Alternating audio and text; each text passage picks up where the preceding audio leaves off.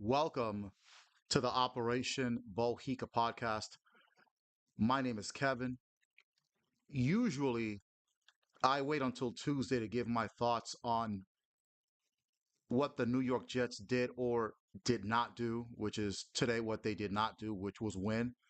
Uh, but I'm not going to wait until Tuesday. I'm going to say what I need to say about today's 13 to 6 loss to the Carolina Panthers, which brings the Jets to 0 and 7 by a country mile, the worst team in the NFL. Before I get into the dynamics of the game, I do want to say this. After Carolina got that big play towards the end of the game, which on third down, in which they were able to run out the clock and walk away with the victory, there was a moment where the camera zoomed into Quinnen Williams, and Quinnen Williams was talking to Michael Clemens. And as I'm seeing that unfold, I thought about something, and that's what I'm gonna say first. Quinn Williams has been on the Jets now for about, I believe this is his seventh or eighth season. I'm sorry, yeah, this is his seventh season in the league. He's started pretty much almost every game.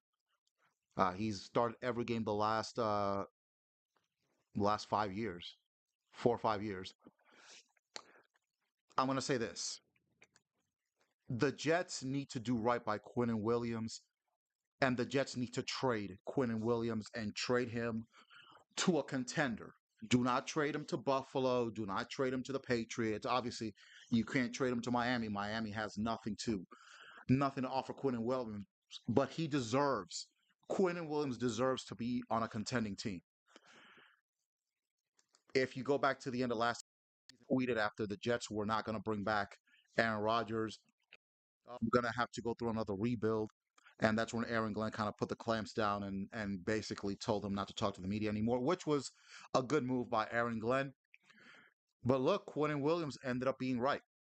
The Jets are in another rebuild. It looks like they're rebuilding backwards now that they're 0 and 7. Quentin Williams, you have to put him down as one of the better defensive linemen in the history of the New York Jets, and the Jets need to do him right.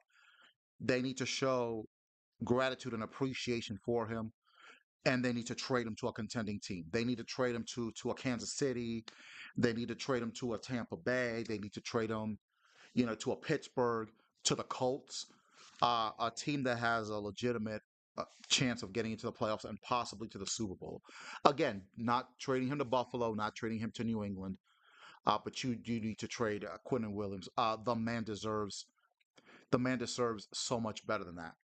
In the last video, I said that Justin Fields threw what was it, 9 of 17 for 45 yards. And I said in the last video last week that there are people whose date of birth is 9/17/45. This week ain't nothing changed. 6 of 12 for 46 yards. Okay? There are people walking this earth who were born on 6/12/46. That tells you all you need to know about Justin Fields. I had high hopes for Justin Fields. There is a part of me that feels that the scheme is working against him because they're if you know the man holds the ball for too long, just do RPOs and just let him use his legs and use that more. Or the wishbone. Use the wishbone that Nebraska used to do in the mid-90s. Have Justin Fields be like a Tommy Frazier kind of guy. But I think the scheme doesn't fit his playing style. And you can just see in his eyes, he just doesn't have any confidence. And at this point, Justin Fields is now, you should just consider him a journeyman quarterback, a backup quarterback, just like the man that was picked ahead of him in the 2021 draft, Zach Wilson. Hey, at least Zach Wilson won a few games here and there with the Jets, and Zach Wilson had some sprinkles of promise here and there. These last 2 weeks, I think it's over for Justin Fields as a member of the New York Jets, and I think he's probably done. possibly as a starting quarterback in the league. Then there's Tyrod Taylor, who came in the game in the second half.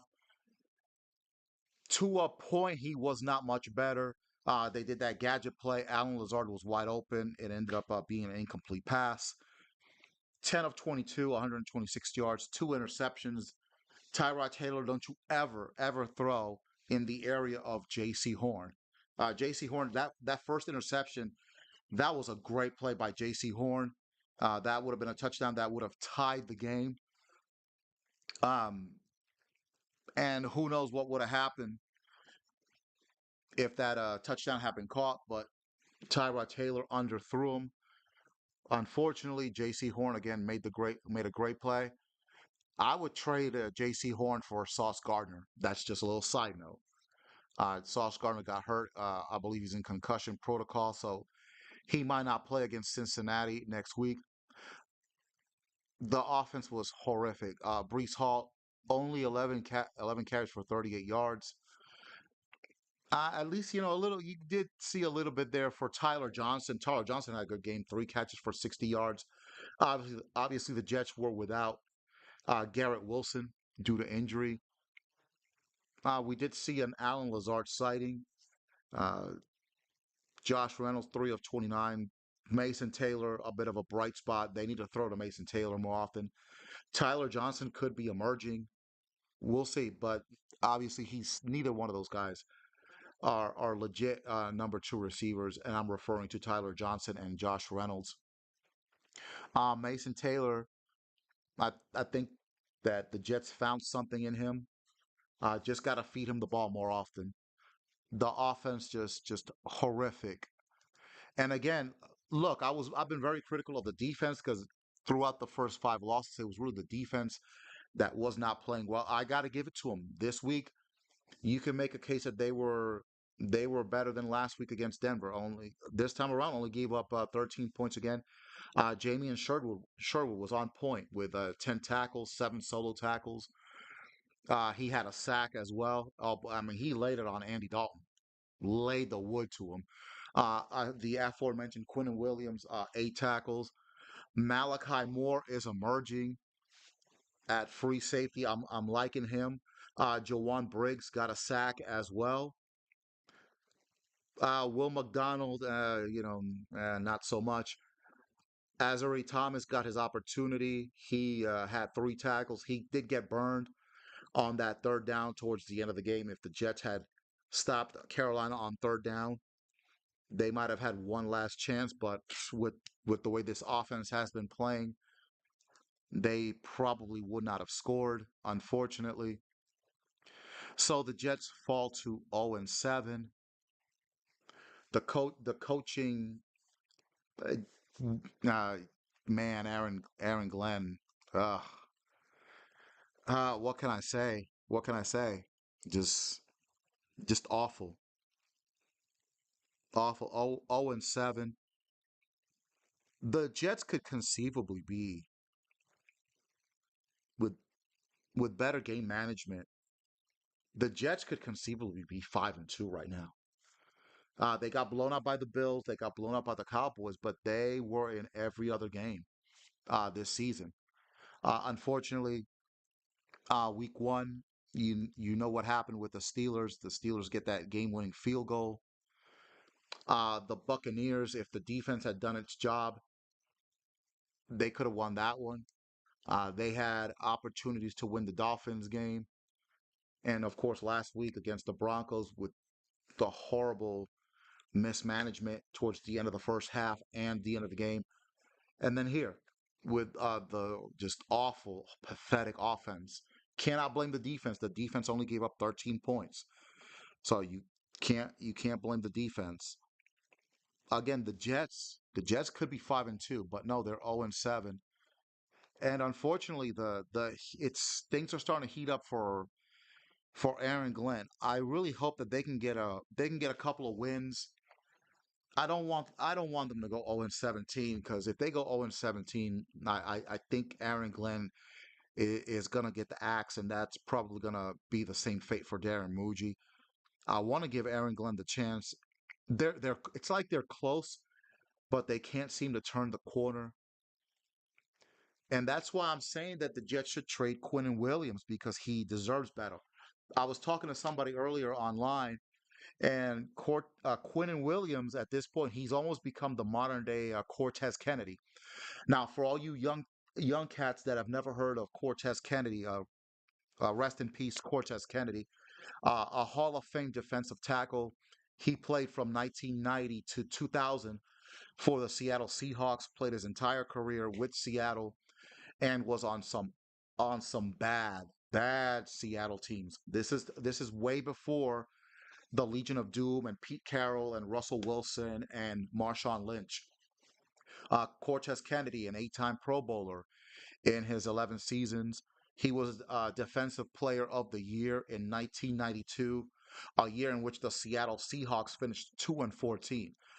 Quinton Williams, three-time Pro Bowler in his 7 seasons with the Jets. I don't think he's won Defensive Player of the Year, but what the comparison I'm making is, I mean, Quinton Williams has been a great solid player, maybe not at the level of a Cortez Kennedy or a Warren Sapp or a John Randall or somebody like that, but he's been, like I stated earlier, one of the better defensive linemen in the history of the Jets. And for him to just be in this situation, he deserves better. The trading deadline is coming up in early November. The Jets need to do right by him, and they need to trade him to a contender. As far as the rest of the season goes with the Jets, obviously this season is over. I think Tyrod Taylor will start next week against Cincinnati, and I'm going to stand by what I said last week's video. Once Garrett Wilson comes back, look, Tyrod Taylor's probably going to retire after this season, so he's not the future at quarterback either. Obviously, Justin Fields is not. When Garrett Wilson comes back, just go ahead and start Brady Cook. Okay. Also, the other thing, we talk about Justin Fields' quarterback play. Um, I'm not going to put all the blame on him. The offensive line, the pass blocking, the run blocking has been good except for this week, but the pass blocking it's atrocious. So you can't put all the blame on Justin Fields there. With that being said, when Tyrod Taylor went into the game, I think the offensive line, the pass blocking was a little bit better, but Tyrod Taylor did get sacked a couple of times near the end of the game. So you have to look at that as well. The pass protection for the Jets, it's been awful. It's been awful. So that has to factor in as well. But looks like we are on our way to having maybe the worst team in the history of the New York Jets. The worst team before that was the 1996 team, which finished 1-15 under Rich Kotite, a team that Aaron Glenn was on. Now Aaron Glenn is coaching this team. Let's hope that Aaron Glenn can find a way to turn this around. Like I said, conceivably they could be 5-2. Unfortunately, they're 0-7. And like Bill Parcells says, you are what your record says you are. And right now, the Jets are the worst team in football, and the playoff drought, unfortunately, is going to continue. This has been the Operation Bohica podcast, and I am.